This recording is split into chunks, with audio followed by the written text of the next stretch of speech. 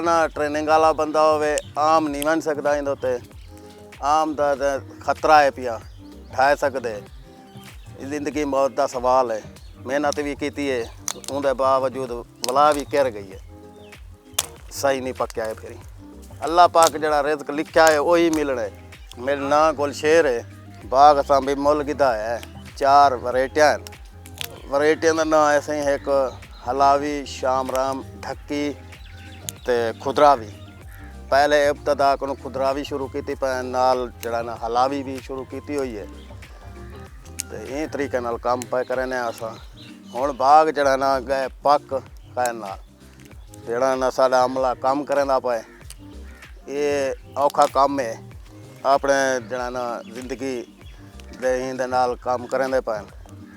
असां जड़ा ना इन्हें को बनेंदे पाए हैं बना के मंडियां च भेजने जड़ा ना जड़ा ट्रेन थी आए वो जड़ा ना काम पिया करेंदे साडे तो कमांडर रसा नुमा है कमांडर वो घात के ऊंदे जरिए वेने उत्ते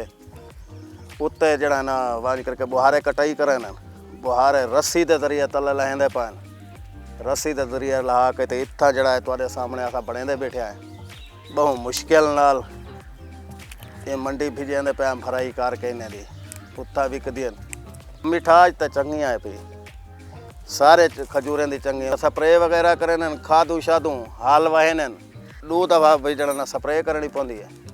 माल वाल तैयार थी वेंदे नहीं तो जड़ा ना मक्खी वगैरह लग वेंदी है खराब थी वेंदे माल ये पानी जितना है कदे असन उतना खजा जड़ा ना सही पकजन वजनी भी थी पानी ना देवन तो जड़ा ना खुश्की करो छोटा गंदोड़ा थी गया खराब थी वञनि खजा पानी देने हिफाजत करने नाल जड़ा ना माल चंगा थी वेंदे ये 4 किले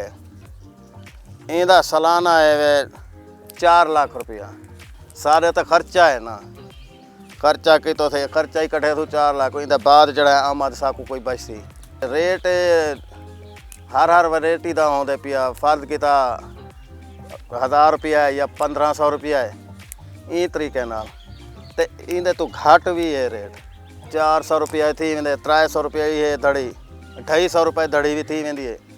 ढेर माल होया माल वाल सही ना थिया इतफाक ना पक्का